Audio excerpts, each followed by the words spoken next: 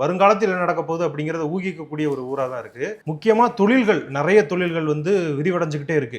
இன்னைக்கு காலத்துக்கு நம்ம என்ன தொழில் தேவையோ அதை வந்து அப்கிரேட் பண்ணிக்கிட்டே இருக்காங்க. இப்போ வந்து இந்த பசுமை பட்டாசு அப்படிங்கிறத கொண்டு வர்றாங்கல்ல, அதே மாதிரி சின்ன குழந்தைங்க வெடிக்கிறதுக்கான கையில பட்டா கூட சுடாது அப்படிங்கிற மாதிரியான பட்டாசுகள், இப்படி வந்து இன்னோவேஷனுக்கு பேர் போன ஊராகவும் சிவகாசி தொடர்ந்து இருந்துகிட்டே வருது. கண்டிப்பா அதுல மாற்றுக்கிறதே கிடையாது. இன்னொன்னு, சிவகாசியை பொறுத்தவரை நம்ம கன்சிடரபிளா பண்ண வேண்டிய ஒரு விஷயத்துல மிக முக்கியமானது என்னன்னா, அங்க இருக்கக்கூடிய பட்டாசு மற்றும் தீப்பெட்டி தொழிற்சாலைகளில் தொடர்ச்சியாக ஏற்படக்கூடிய விபத்துகள். இதுல ஒரு மிக முக்கியமான ஒரு ஃபேக்டர் இந்த இடத்துல பதிவு பண்ணணும்னு நினைக்கிறேன். என்னன்னா, தமிழ்நாட்டில் கள்ளச்சாராயம் குடிச்சு செத்து போனாங்கன்னா 10 லட்சம் ரூபாய் கொடுக்குறாங்க.